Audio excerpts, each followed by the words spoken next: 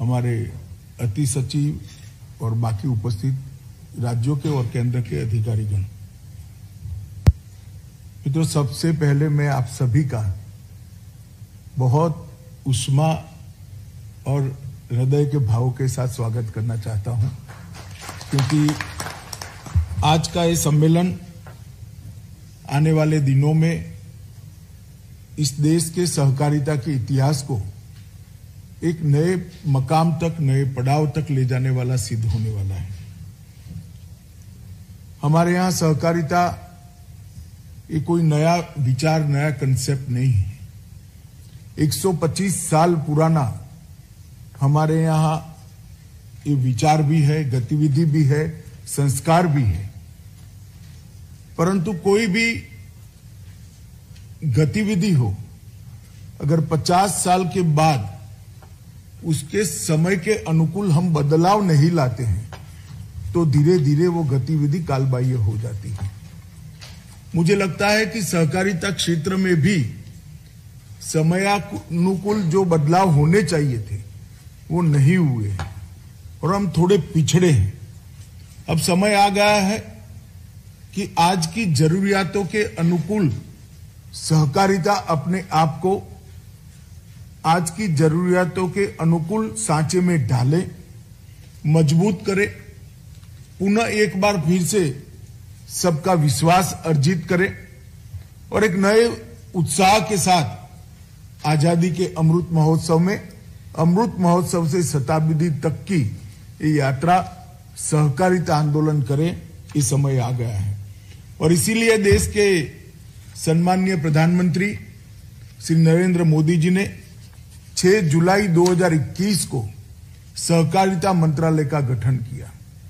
ये करीब 1 साल के अंदर सहकारिता से जुड़े हुए सभी क्षेत्रों पर सहकारिता मंत्रालय ने अनेकविध बैठकें करी हैं, अनेकविध सम्मेलन, विचार गोष्ठियों का आयोजन किया है और इसमें से विचार मंथन कर एक एजेंडा लेकर आज हम आप सबके सामने आए हैं। क्योंकि सहकारिता प्रमुख रूप से राज्यों का विषय है, मल्टी स्टेट कोऑपरेटिव सोसाइटी छोड़कर और नीतिगत मार्गदर्शन छोड़कर हमारे संविधान ने सहकारिता की सारी गतिविधियों को राज्यों पर छोड़ा है और वो उचित ही किया है। इसमें कोई बदलाव की जरूरत नहीं है। परंतु इसके साथ साथ ये भी जरूरी है कि इतने बड़े देश में पूर्व, पश्चिम, उत्तर, दक्षिण, कश्मीर से कन्याकुमारी तक फैले हुए देश में पूरा सहकारिता आंदोलन एक टोन पर चले, एक मूड पर चले, एक ही रास्ते पर चले। अगर वो करना है तो सभी राज्यों ने सहकारिता के मामले में अपनी एक कॉमन विचार तय करना पड़ेगा, एक रास्ता तय करना पड़ेगा। आने वाला हमारा कार्यक्रम भी समान हो, वो तय करना पड़ेगा।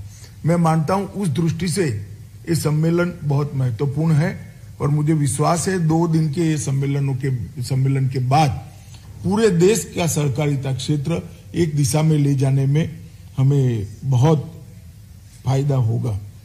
मित्रों, वैसे तो सहकारी क्षेत्र को बहुत सारे लोग कृषि से जुड़ा हुआ क्षेत्र मानते हैं, मगर सहकारिता के कई सारे स्वरूप भी है, कई सारे रूप भी है। मैं आगे भाषण में आपको इसके लिए बात करूंगा। परंतु फिर भी सारी चीजों की मीमांसा कर हम सहकारिता को मजबूत करने के लिए कोई एक इकाई को अगर मजबूत करना है तो किस इकाई को मजबूत करना है, इस पर आते हैं। तो पैक्स को मजबूत करने से सहकारिता आंदोलन को हम ज्यादा मजबूत कर पाएंगे, इसमें कोई दो राय नहीं है, इसमें कोई निर्विवाद बात है। और अब पैक्स को मजबूत करने के लिए ढेर सारी चीजें हम लेकर आए हैं।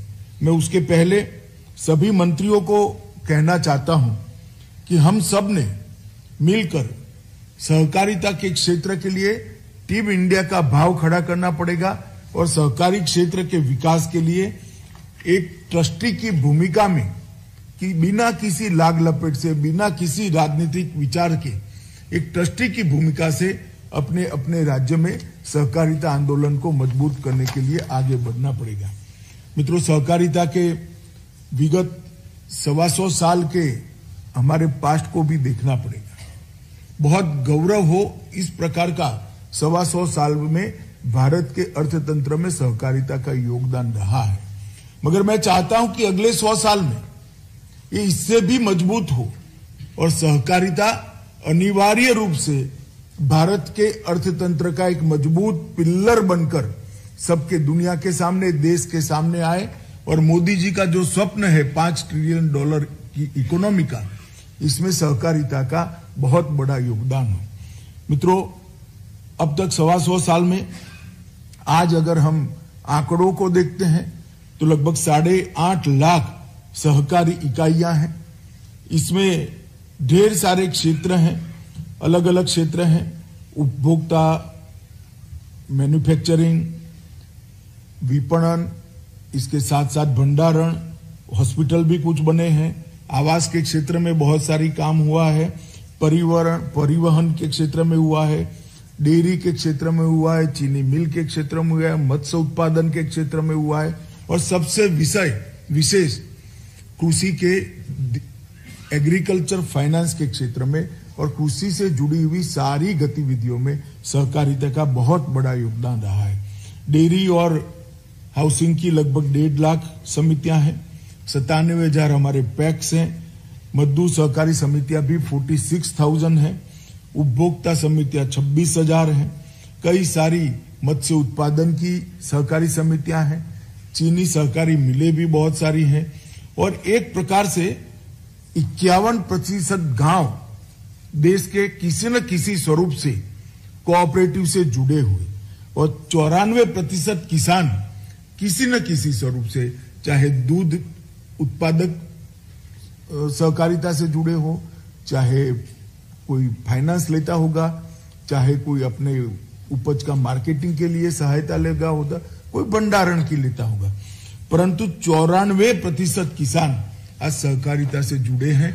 ये हमारा एक उज्जवल इतिहास है और देश के अर्थव्यवस्था में हमारा योगदान मैं इसलिए कहना चाहता हूं कि जिस मकाम पर हम खड़े हैं वो मकाम को जानना भी बहुत जरूरी है। कृषि ऋण वितरण में लगभग 20% आज कोऑपरेटिव सेक्टर के माध्यम से होता है। खाद्य वितरण में 35% वितरण आज कोऑपरेटिव के माध्यम से होता है।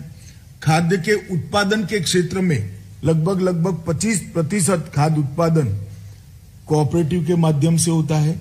चीनी का 31% उत्पादन देश का आज कोऑपरेटिव के माध्यम से होता है। स्पिंडल का 29% जिसको तकली कहते हैं वो काम हमारा कोऑपरेटिव के माध्यम से होता है। दूध का लगभग 10% उत्पादन एक ऐसा क्षेत्र है जिसमें हम बहुत कुछ कर सकते हैं, मैं बाद में बताऊंगा उस पर। 10% कोऑपरेटिव के माध्यम से होता है। गेहूं और धान का 13%, धान का 20% परचेज कोऑपरेटिव के माध्यम से होता है और मछुआरा समितियों के मत्स्य उत्पादन का 21% हमारा कोऑपरेटिव के माध्यम से होता है। मित्रों, जब आज हम यहाँ पर सहकारिता के लिए आने वाले 1 दशक के लिए विचार करने के लिए बैठे हैं, तब हमने नीतिगत एक वाक्यता को लाना होगा। हर राज्य की सहकारिता विभाग एक ही मार्ग पर चले, एक ही विषय को लेकर चले और हमारे थ्रस्ट एरिया चाहे अलग अलग हो परंतु आगे जाने का रास्ता एक हो। आंदोलन पूरे देश में समान तरीके से चले, वो बहुत जरूरी है। अगर हम ऐसा नहीं करते हैं तो आज के सहकारिता क्षेत्र के हम विहंगावलोकन करते हैं पूरे देश का, तो भौगोलिक क्षेत्र की दृष्टि से 3 हिस्सों में हमारा देश बंट गया है। एक कुछ डेवलप राज्य है, वो ज्यादातर पश्चिम और दक्षिण में है। डेवलपिंग राज्य है जो मध्य और उत्तर में है और अंडर डेवलप राज्य है जो पूर्व और पूर्वोत्तर में है। तो एक प्रकार से समान रूप से सहकारिता आंदोलन की सिद्धियां देश भर में नहीं है। हमारा ये प्रयास होना चाहिए कि देश के हर राज्य के अंदर सहकारिता आंदोलन एक समान रूप से आए। जहां पर अभी गतिविधियां बंद पड़ गई है या मंद है वहां उसको हमने आगे लाने का प्रयास करना चाहिए। मित्रों, लगभग ये अगर हमें करना है तो एक नई सहकारी नीति की आवश्यकता पड़ेगी। जो सहकारी नीति पूरे देश के हर राज्य का और केंद्र शासित प्रदेश का, बड़े राज्य और नॉर्थ ईस्ट जैसे छोटे राज्य, केंद्र शासित प्रदेशों का भी एक समान रूप से विचार कर सम विकास सहकारिता क्षेत्र का पूरे देश में हो, इसलिए काम करे और नए क्षेत्रों को भी तराशे। मोदी जी ने आज देश के 70 करोड़ गरीबों को उनके जीवन स्तर को ऊपर लाने का काम किया है। हर एक को घर देने का प्रयास किया है। हर एक को मोदी जी ने पीने का पानी अब पहुंचा रहे हैं, गैस का सिलेंडर भी पहुंचाया है। उनको 2 साल से फ्री ऑफ कॉस्ट खाने का अनाज भी दे रहे हैं। 5 लाख तक की सारी स्वास्थ्य की सुविधाएं भी दे रहे हैं। घर में बिजली पहुंच चुकी है। अब उसकी आकांक्षा जगी है। वो देश के विकास में ये 60-70 करोड़ गरीब लोग अपना योगदान देना चाहते हैं, मगर उनके पास पूंजी बहुत कम है। पूंजी कम है, उनको योगदान देना है, तो उसका माध्यम केवल सहकारिता ही हो सकता है, क्योंकि सहकारिता क्षेत्र एकमात्र ऐसा क्षेत्र है जिसमें कम से कम पूंजी में बहुत सारे लोग एकत्रित आकर बहुत बड़ा योगदान दे सकते हैं। और गुजरात का अमूल इसका उदाहरण है। आज 60,000 करोड़ रुपए का व्यापार लगभग छोटी छोटी महिलाओं की दूध उत्पादन समितियां मिलकर करती है। कई जगह तो अनपढ़ महिलाएं करती है। ये इसका बहुत बड़ा उदाहरण है।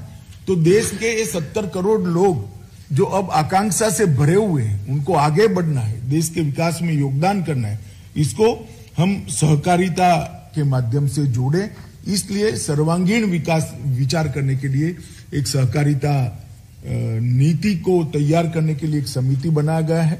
सभी राज्यों का उसमें प्रतिनिधित्व है और हमारे देश के पूर्व उद्योग मंत्री और सहकारिता क्षेत्र में जिन्होंने बहुत बड़ा काम किया है, ऐसे सुरेश प्रभु जी को उसका अध्यक्ष बनाया है और उनकी अध्यक्षता में आप सभी से सार्थक चर्चा कर इस सहकारी नीति के दस्तावेज को हम फाइनलाइज करेंगे।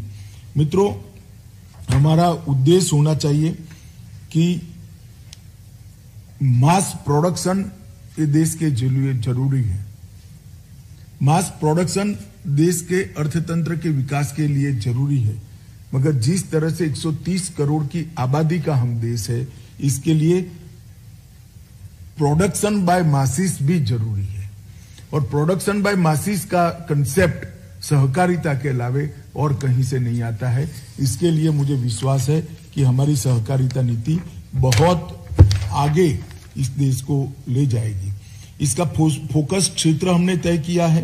फ्री रजिस्ट्रेशन, कंप्यूटराइजेशन, लोकतांत्रिक पद्धति से चुनाव, सक्रिय सदस्यता सुनिश्चित करना, संचालन और नेतृत्व में प्रोफेशनलिज्म और ट्रांसपेरेंसी, व्यावसायिकता और पारदर्शिता लाना, जिम्मेदारी तय होना और जवाबदेही भी तय होना। अगर ये हम करते हैं तो ढेर सारे हमारे अभी जो दूषण सहकारिता में घुसे हुए दिखाई पड़ते हैं, उसको हम परिवर्तित कर पाएंगे।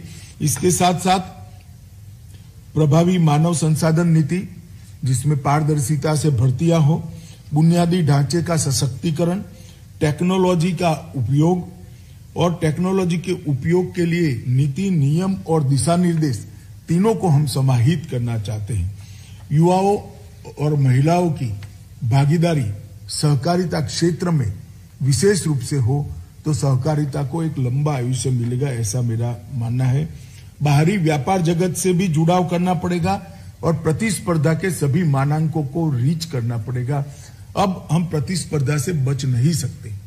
कोऑपरेटिव को अब स्पर्धा के साथ टिकने का, स्पर्धा के साथ जीने का एक स्वभाव बनाना पड़ेगा, तभी जाकर कोऑपरेटिव आगे आएगा। इसके साथ साथ कुछ नए आयामों को भी हम तराशना चाहते हैं, जैसे insurance, health, tourism, processing, storage और सर्विसेज।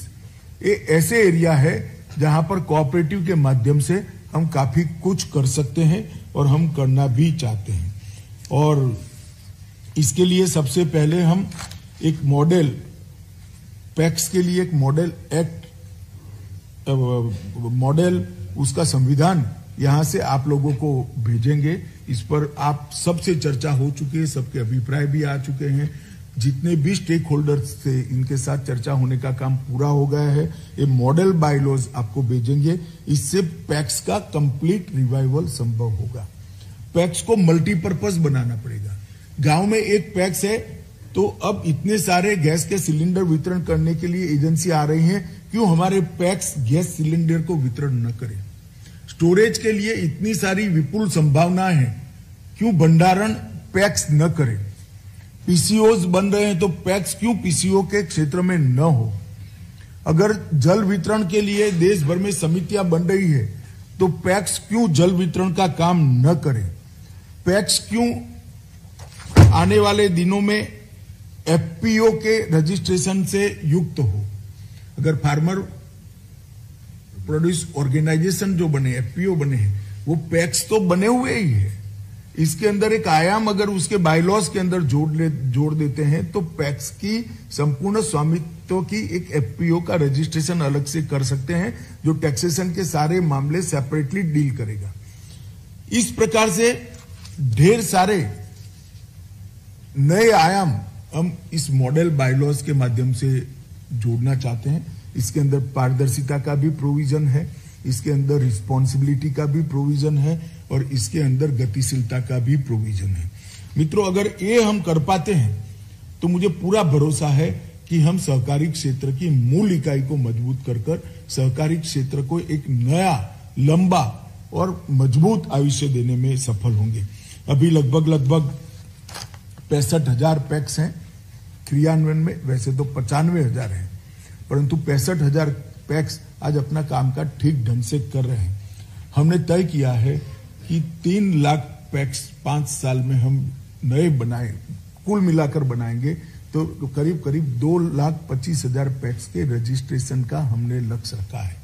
वो पैक्स डेयरी भी होंगे, वो पैक्स एफपीओ भी होंगे, वो पैक्स जल वितरण भी करेंगे, वो पैक्स गैस का वितरण भी करेंगे, वो पैक्स गोबर गैस भी बनाएंगे, वो पैक्स भंडारण का भी काम करेंगे।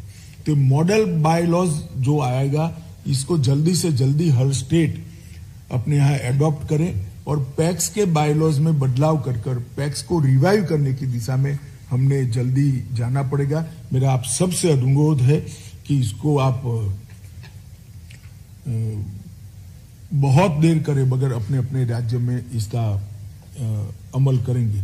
मित्रों, हमने जिस पंचायतों में पैक्स नहीं है इसको आइडेंटिफाई कर लिया है और एनडीडीबी और सहकारिता विभाग दोनों मिलकर इस पैक्स को कमी को पूरा करने के लिए एक अभियान चलाने वाले हैं, जो डेयरी भी बनाएंगे, पैक्स भी बनाएंगे और हर गांव में, हर पंचायत में लगभग एक पैक्स और डेयरी की उपलब्धता हो जाए, इस प्रकार से हम करेंगे। अगर पैक्स को इतनी मल्टीपर्पज बनाना है तो इसकी अकाउंटिंग सिस्टम को हमने नए सिरे से देखना पड़ेगा। इसलिए मोदी जी ने पैक्स से एपेक्स तक एक सुचारू रूप से एक सीमलेस ट्रांजैक्शन हो, इसके लिए पैक्स के कंप्यूटराइजेशन का निर्णय किया है। हम 65,000 पैक्स को प्रथम चरण में कंप्यूटराइज करेंगे। इसका एक अच्छा सॉफ्टवेयर भी भारत सरकार का सहकारिता विभाग बना रहा है, जिसमें सारे काम को समाहित कर दिया जाएगा। इसके बाद PACS, district cooperative bank, state cooperative bank और नाबार्ड, ये चारों एक ही सॉफ्टवेयर से चलेंगे और एक ही प्रकार की अकाउंटिंग सिस्टम से चलेंगे, जिसके माध्यम से ऑनलाइन ऑडिट की भी सुविधा हो जाएगी।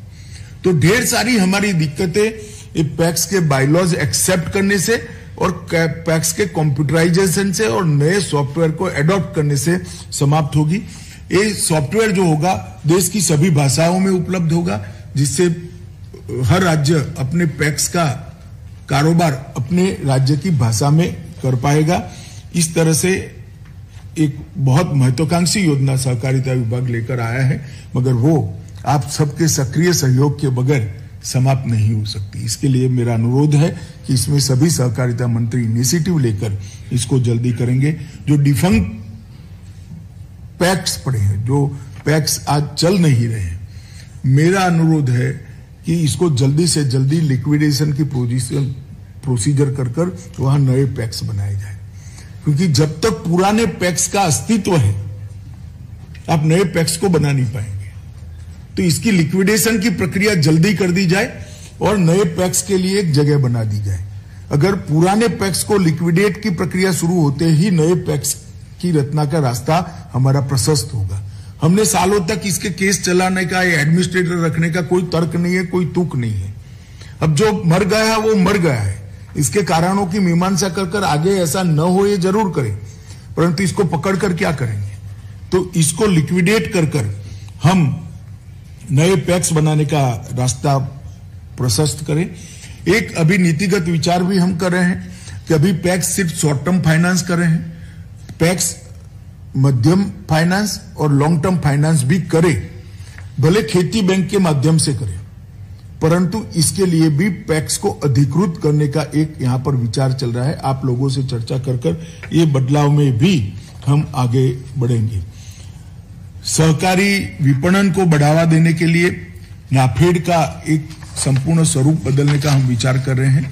नाफेड प्रोएक्टिव होकर स्टेट के मार्केटिंग फेडरेशन के साथ रहकर पैक्स को सक्रिय रूप से मार्केटिंग में जोड़ेगा और जो मार्केटिंग का पूरा मुनाफा है अंततोगत्वा नाफेड स्टेट के फेडरेशन, डिस्ट्रिक्ट फेडरेशन के माध्यम से पैक्स में पहुंचे, ऐसी ट्रांसपेरेंट व्यवस्था हम करने जा रहे हैं। इस पर भी हमने चर्चा करी है। इतने सारे बदलाव करने हैं तो हमें ट्रेन मैन पावर चाहिए।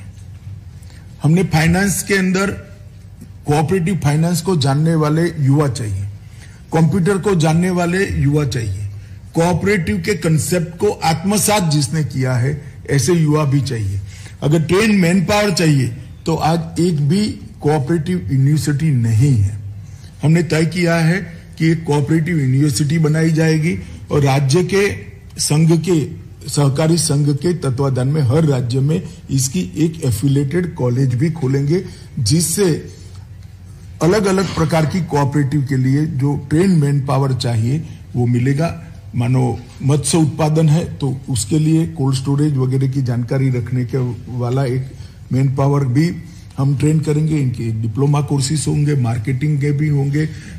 एज सच सहकारिता के एडमिनिस्ट्रेशन के जानकार भी लोग होंगे और एक्टिविटी स्पेसिफिक ट्रेनिंग मॉड्यूल ये सहकारिता यूनिवर्सिटी बनाएगी और उसको जिले तक ले जाने का हम काम करेंगे, जिससे ट्रेन मैन पावर मिलने की संभावना बढ़ जाएगी। आज हमारे पास सहकारिता का विकास भी करना है तो हमारे पास डेटा नहीं है। सागर किनारे के कितने गांव में मत्स्य उत्पादन की सहकारिता की कोऑपरेटिव सोसाइटी नहीं है, हमारे पास कोई डेटा नहीं। कितने गांव में डेयरी नहीं है, हमारे पास डेटा नहीं है।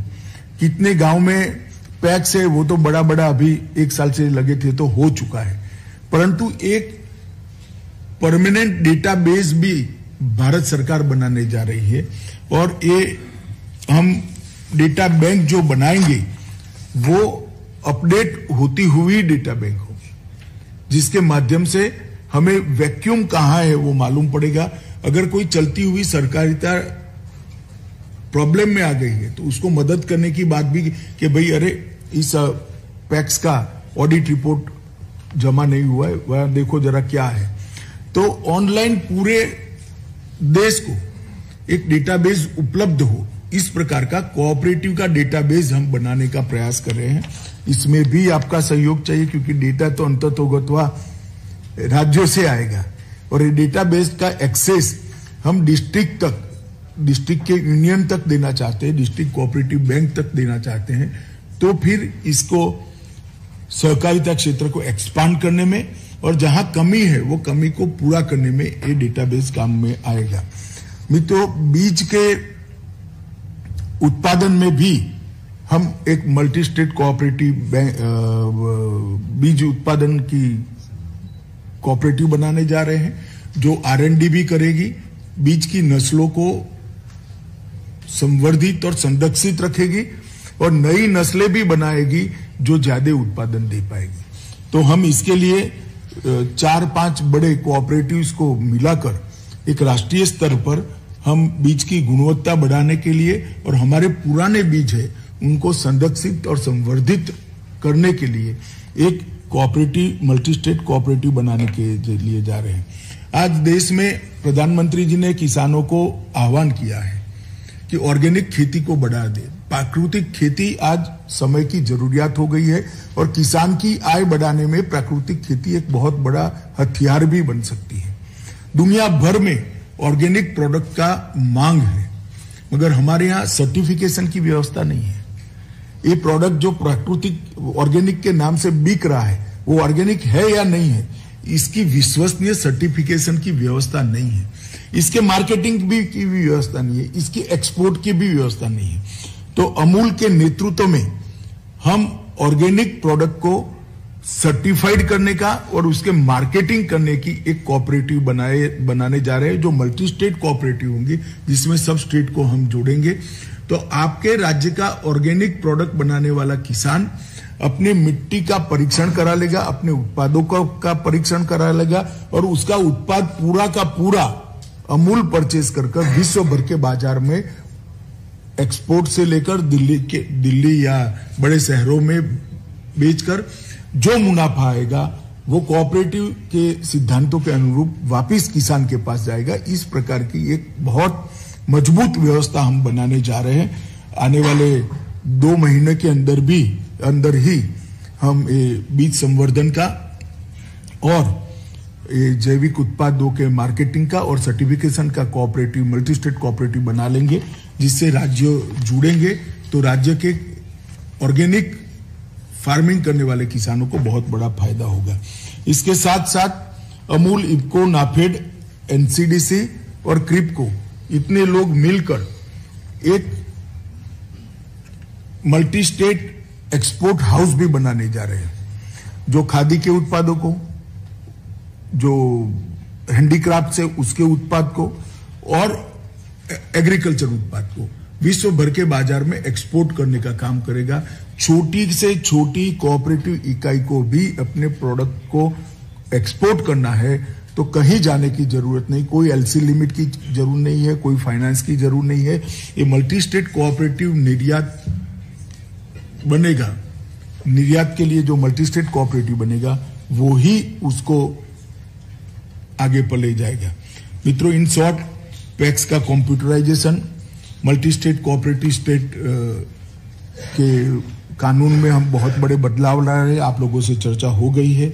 मॉडल बायलॉज भी हम ला रहे हैं, राष्ट्रीय सहकारिता विश्वविद्यालय बना रहे हैं, राष्ट्रीय सहकारी डेटा बैंक बना रहे हैं, एक एक्सपोर्ट हाउस भी बना रहे हैं, ऑर्गेनिक एग्रीकल्चर प्रोडक्ट को बेचने के लिए एक मल्टी स्टेट कोऑपरेटिव सोसाइटी बना रहे हैं और बीज उत्पादन के लिए भी हम एक कोऑपरेटिव बनाने जा रहे हैं। मित्रों, सहकारिता मंत्रालय में कोऑपरेटिव को स्ट्रेंथन करने के लिए इस 1 साल में ढेर सारे काम किए हैं। जैसे चीनी मिलों के लिए अतिरिक्त आयकर लगता था, कोऑपरेटिव चीनी मिलों को ही लगता था। जिन राज्यों में चीनी मिलों का कारोबार है उनको मालूम होगा, विशेषकर महाराष्ट्र, कर्नाटक, गुजरात, उत्तर प्रदेश। तो एक बहुत अन्यायी बात थी और 50 साल से चल रही थी। सहकारिता मंत्रालय बनने के 1 माह के अंदर ही अतिरिक्त आयकर को हमने समाप्त कर एक बहुत बड़ा कोऑपरेटिव को इक्वालिटी का स्टेटस देने का काम किया है। सहकारी समिति पर अधिभार जो था वो 12% से घटाकर 7% कर लिया है। देश भर की कोऑपरेटिव को इसका फायदा हुआ है। एमएटी के दर को 18.5% से घटाकर 15% लाकर कॉर्पोरेट के लेवल पर लाने का काम किया है। क्रेडिट गारंटी फंड योजना को भी हम अब डीसीसीबी और एसटीसीबी ऋण देने के उनकी पात्रता बढ़ाई है। जेम के बड़े जो कोऑपरेटिव अभी तो 100 करोड़ तक का टर्नओवर रखा है, मगर जेम पर से परचेस करने के लिए और जेम पर बेचने के लिए कोऑपरेटिव को हमने मान्यता दी है। पैक्स के कंप्यूटराइजेशन का भी, जैसे मैंने पहले बताया, एक योजना लेकर आए हैं। ग्रामीण और शहरी सहकारी व्यवसायी बैंकों पर ढेर सारे पॉजिटिव निर्णय कर उनका व्यापार बढ़े, इस प्रकार का आरबीआई से बदलाव कराने में भी हमें सफलता मिली है। और इसके साथ साथ अर्बन कोऑपरेटिव बैंक के और बैंकिंग क्षेत्र के इन टोटो जितने सवाल आरबीआई के साथ लंबित है उसका भी एक लिस्टिंग हो चुका है। हमारी सभी फेडरेशनों से बैठक हो गई है। आरबीआई को अग्रिम मुद्दे सहकारिता सचिव ने भेज दिए हैं और कुछ ही समय में आरबीआई के साथ हम बात कर इसके भी निपटारे के लिए करेंगे। मैं आपको इतना ही कहना चाहता हूं, अब सहकारिता आंदोलन के साथ दोयम दर्जे के नागरिक का व्यवहार नहीं हो सकता। सेकंड ग्रेड सिटीजन का व्यवहार जो अब तक होता था वो नहीं होगा। हमें भरोसा रखना चाहिए और मोदी जी ने ये विश्वास समग्र सहकारिता क्षेत्र को दिया है। परंतु हमने भी पारदर्शिता लानी पड़ेगी, हमने भी जवाबदेह होना पड़ेगा, हमने भी एफिशिएंसी बढ़ानी पड़ेगी, हमने भी टेक्नोलॉजी को एक्सेप्ट करना पड़ेगा, हमने भी प्रोफेशनल को एक्सेप्ट करना पड़ेगा, हमने भी परिश्रम कर नए नए क्षेत्रों में सहकारिता को पहुंचाना पड़ेगा। और ये अगर हम सहकारिता क्षेत्र के सहयोग से अगर करते हैं, मेरी करीब एक साल में 20 राष्ट्रीय फेडरेशनों से के साथ डिटेल बैठक हुई है, इनके भी प्रॉब्लम सारे लिस्ट आउट किए, इसको भी हम रिजॉल्व करेंगे। परंतु मैं फिर से इस बात पर वजन देना चाहता हूं कि सहकारिता राज्यों का क्षेत्र है। जब तक राज्य की इकाइयां इस बदलाव के लिए अपने आप को तैयार नहीं करती है, ये कभी हो नहीं सकता। इसलिए मेरा आप सभी से अनुरोध है कि इतने सारे बदलाव जो तो मैं बोल भी नहीं पाया हूं, मगर हमने तय किया है कि सम्मेलन के बाद सहकारिता सचिव देश भर के सहकारिता विभाग को एक डिटेल नोट भेजेंगे कि सहकारिता विभाग आने वाले 1 वर्ष के अंदर क्या करने जा रहा है। तो ये रोड मैप को राज्य भी एडॉप्ट करे और ये रोड मैप के अंदर आपका योगदान हो, तभी जाकर सहकारिता को ताकत मिल सकती है। इसमें कहीं पर भी किसी भी प्रकार की राजनीति की कोई गुंजाइश नहीं है।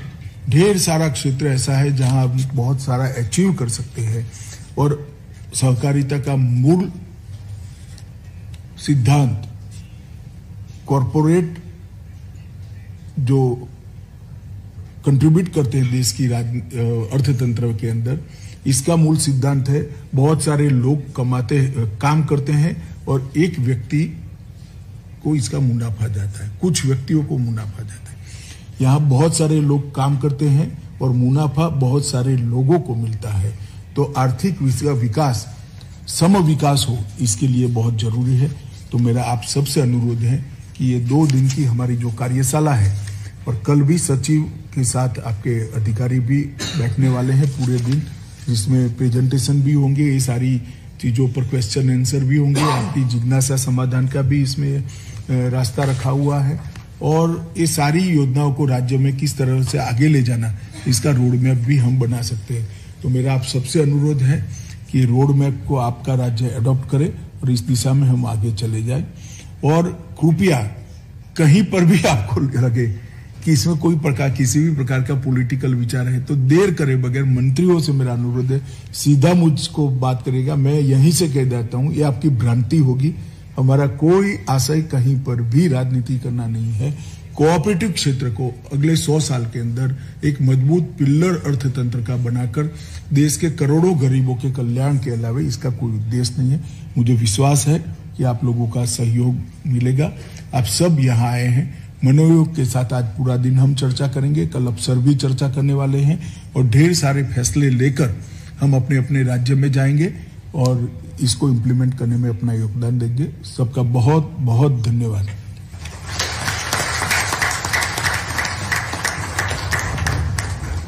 सभा के समक्ष अपने विचार रखने व सम्मेलन के आगे के कार्यक्रम को दिशा प्रदान करने के लिए माननीय मंत्री जी का बहुत बहुत धन्यवाद।